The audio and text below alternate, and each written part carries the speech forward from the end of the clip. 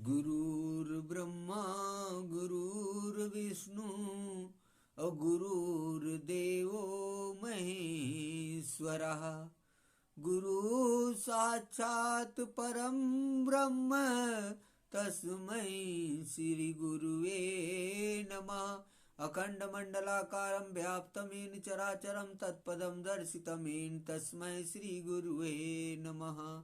या कुन्देन्दु तुषारहारधवला या शुभ्रवस्त्राविता या वीणावरदण्डमण्डितकरा या श्वेतपद्मासना या ब्रह्माच्युत शंकरा प्रवृत्तिर्विदेवे सदा वंदिता। असा मां पाहि सरस्वती भगवती निशेषजाड्यापहा। ओम सर्वमंगल मांगल्ये शिवे सर्वार्थ साधिके शरणे त्र्यंबके गौरी नारायणी नमोस्तुते। मनोजवं मारुततुल्यवेगं जितेन्द्रियं बुद्धिमतां वरिष्ठं वातात्मजं वानरयूथमुख्यं श्रीरामदूतं शरणं प्रपद्ये।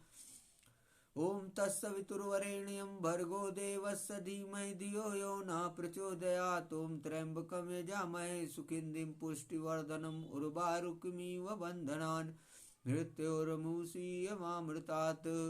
ओम जातवेदसे सुनाम सोमराति यतो नित्यवेदा सा न पर्षद दुर्गाण विश्वानात्रयो सिंधुम दुर्त्यातग्नि। ओम बोलो सताचरी गायत्री मैया की जय। आइए भगवान भोलेनाथ का ध्यान करते हैं महामृत्युंजय मंत्र के द्वारा। ओम ह्रौं जूं स्वा ओम भूर्भुवः स्वा ओम त्र्यंबकं यजामहे सुगन्धिं पुष्टिवर्धनम् उर्वारुकमिव बन्धनान् मृत्योर्मुक्षीयमामृतात्। ओम स्वाहा ओम भुवा ओम भूः ओम सः जूं ह्रौं ओम। मृत्युंजय रुद्रनीलकंठाय शंभवे मृतेशाय सर्वा महादेवाय ते नमः। आकाशरारगलिंगे पाताले हाटकेश्वर मृतलोके महाकाले लिंगत्रय नमोस्तुते। ओम श्री महाकालेश्वराय नमः। ओम महाकालेश्वराय नमः। ओम हंसा सोहम हंसा शिवा हंसा शिवा सोहम शिवोहम शिवोहम शिवोहम शिवो भूत्वा शिवम ज्योति सम करोति शंकरा कल्याण करने वाले शंकर हैं। ओम ब्रह्मास्त्राय विद्महे भवताराय बंगला प्रचोदयात्। बोलो बंगलामुखी मैया की जय। ओम ह्लीं बंगलामुखी सर्वदुष्टानां वाचं मुखं पदं स्तंभः जिह्वां कीलः बुद्धिं विनाशय ह्लीं ओम स्वाहा। बोलो बंगलामुखी माता की जय। ओम ह्रीं ऐं ह्रीं ह्रीं ह्रीं फट। बोलो राजराजेश्वरी त्रिपुर सुंदरी मैया की जय। ओम ऐं ह्रीं श्रीं प्रतिंगरे माम रच सत्तून भंजय भंजय फेम फट स्वाहा। बोलो भद्रकाली मैया की जय। बोलो दक्षिणेश्वर काली मैया की जय। बोलो भद्रकाली मैया की जय। वसुदेव सुतम देवम कंसचारूणमर्दनम देवकी परमानंदम कृष्णम वंदे जगद्गुरुम। हे राधे विस्मान भूतने गंधर्विके राधिके हे कृष्णानन पंकज भ्रमर के कृष्ण प्रिय माधवी। हे वृंदावन नागरी गुणनिधे दामोदर प्रेयसी। हे श्री ललितादिके प्रिय सखी प्राणादिके पाहि मां शरणागतम पाहि मां शरणागतम पाहि मां शरणागतम। हरि ओम हरि ओम हरि ओम। सर्वप्रथम प्रातः स्मरणी परम पूजनी परम गुरुदेव ब्रह्मलीन परमहंस अत्रि मुनि महाराज जी के चरणों में कोटि कोटि नमन है। आत्मनाय अनंत विभूषित सनातन धर्म सम्राट ब्रह्मलीन स्वामी करपात्री जी महाराज जी के चरणों में कोटि कोटि नमन है। आत्मनाय अनंत विभूषित ब्रह्मलीन जगत गुरु शंकराचार्य स्वामी माधवानंद सरस्वती महाराज जी के चरणों में कोटि कोटि नमन है। सनातन धर्म को पराकाष्ठा पे ले जाने वाले अस्थायित्व प्रदान करने वाले भगवान आदि शंकराचार्य जी के चरणों में कोटि कोटि नमन है। सनातन धर्म की जय। हरि ओम तत्सत हरि ओम तत्सत हरि ओम तत्सत।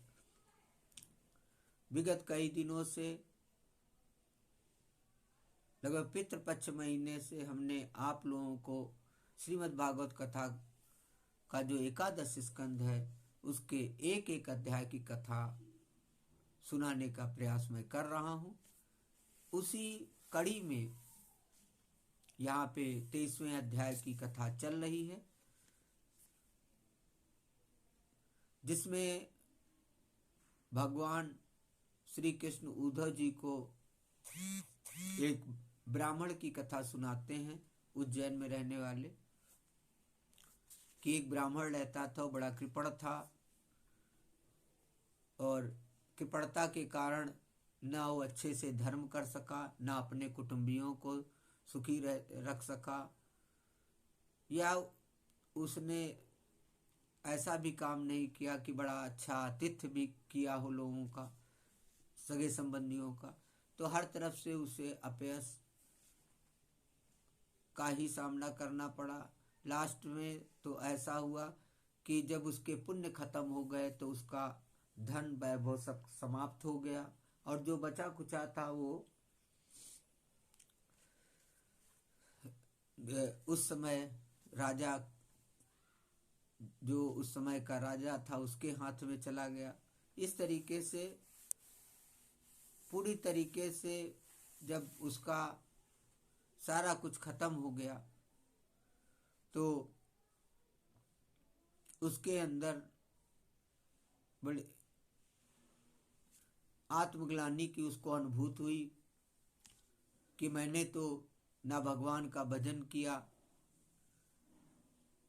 मेरे जैसा गिरा हुआ प्राणी संसार में कोई नहीं होगा जो कहीं का ना रहा, और मैं इसी धन वैभव, इन्हीं सुख साधनों में और अपनी कृपणता में ही खोया रहा। लेकिन सब कुछ खत्म हो जाने पर उसके अंदर वैराग की जागृति हो गई, और अपने को कोसते कोसते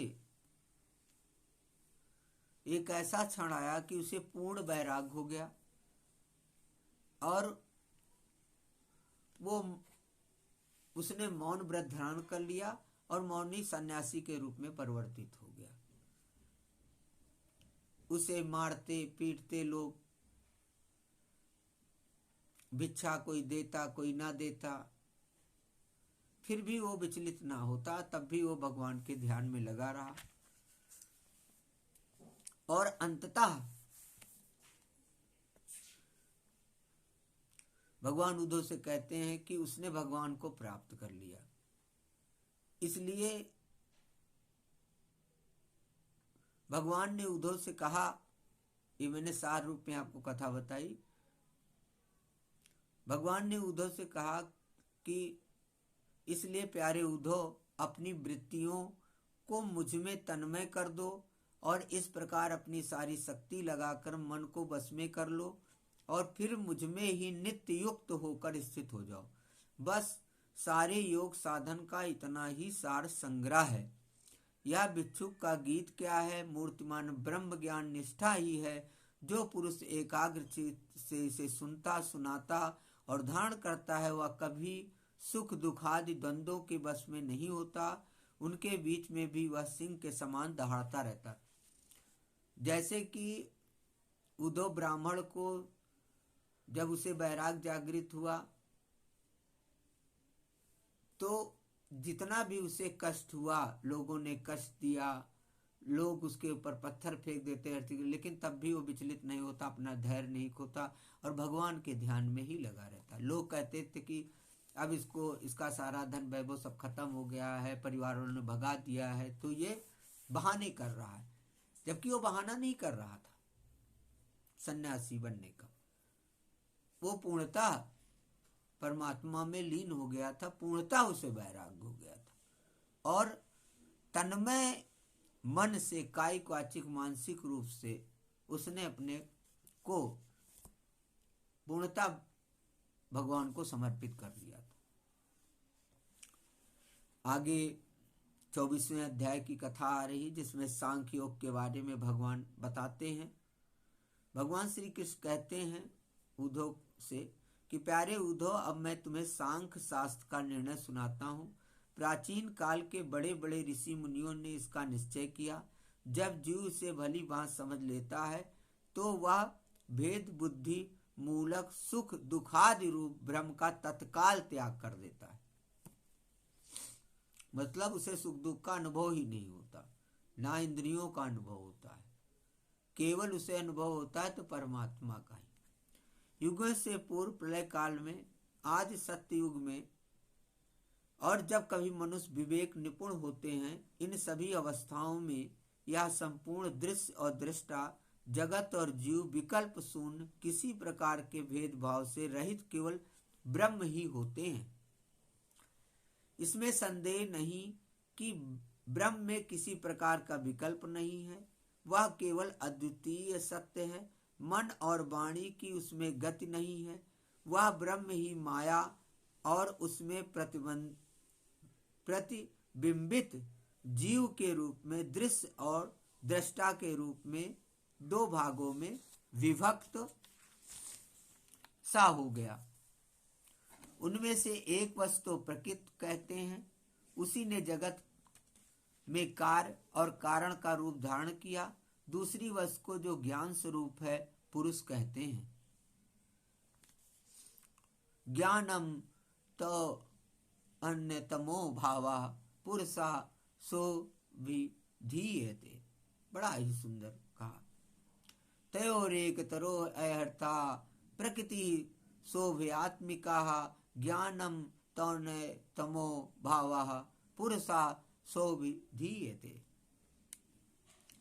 उनमें से एक वस्तु को प्रकृति कहते हैं, उसी ने जगत में कार्य और कारण का रूप धारण किया। दूसरी वस्तु को जो ज्ञान स्वरूप है पुरुष कहते हैं। उद्धव जी, मैंने ही जीवों के शुभ अशुभ कर्मों के अनुसार प्रकृति को क्षुब्ध किया, तब उससे सत्व रज और तम ये तीन गुण प्रकट हुए। उसमें क्रिया शक्ति प्रधान सूत्र और ज्ञान शक्ति प्रधान महतत्व प्रकट हुए। वे दोनों परस्पर मिले हुए ही हैं। तमो रजा सत्वमिति प्रकृतेर भवन गुणः मया प्रक्षोभमाणाया पुरुषानुमतेन च।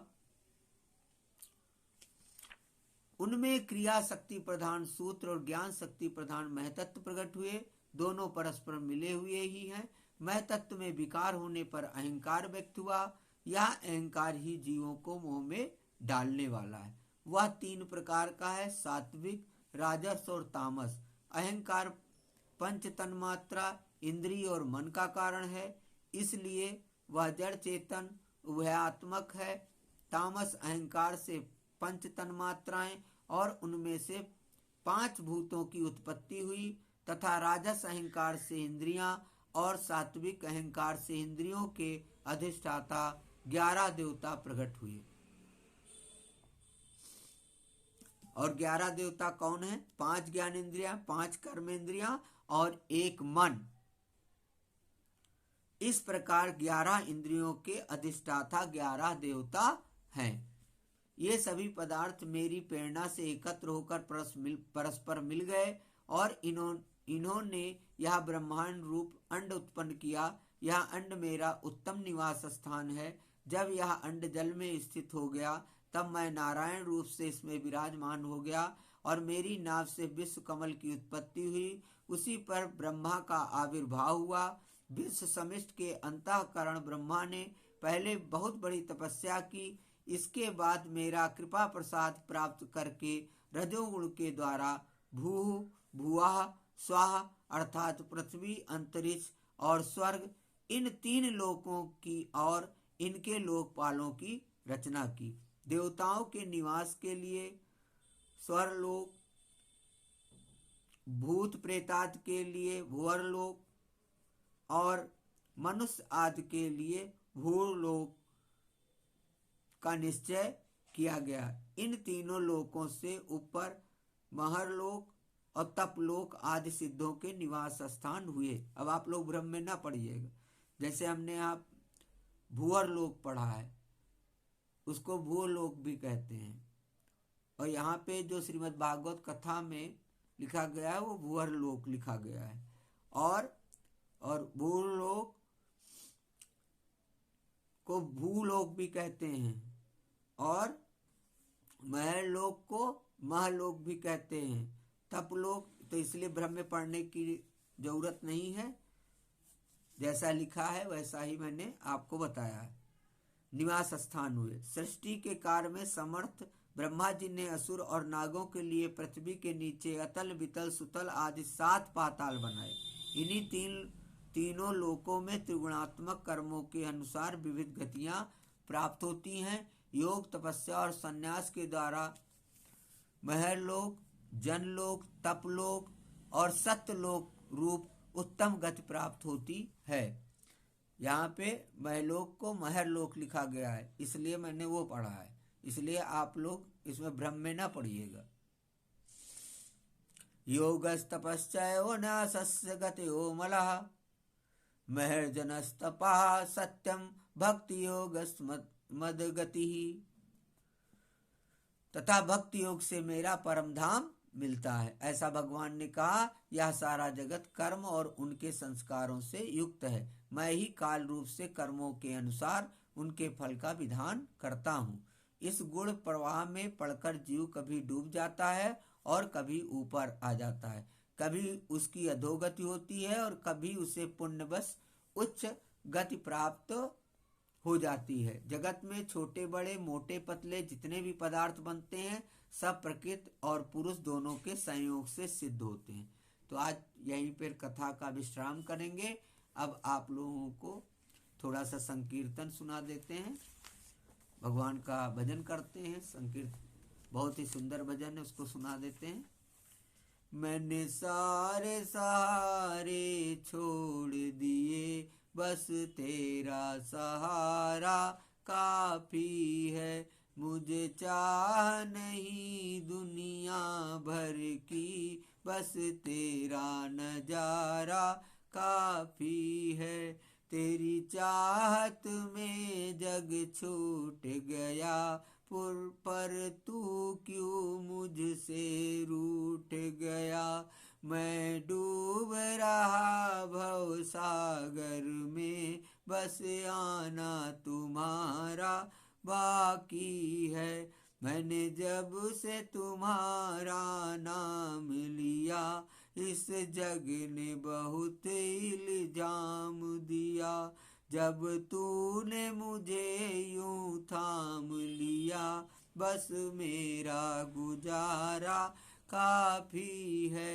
मैंने तेरे लिए ही जोग लिया, और छोड़ जगत का भोग दिया। रो रो के बुलाना काम मेरा, बस आना तुम्हारा बाकी है। मैंने सारे सहारे छोड़ दिए, बस तेरा सहारा काफी है। हरि ओम तत्सत, हरि ओम तत्सत, हरि ओम तत्सत। हे चक्रधर, हे चक्रपाण, हे चक्रयुधारी, ओम सुदर्शन चक्राय नमः।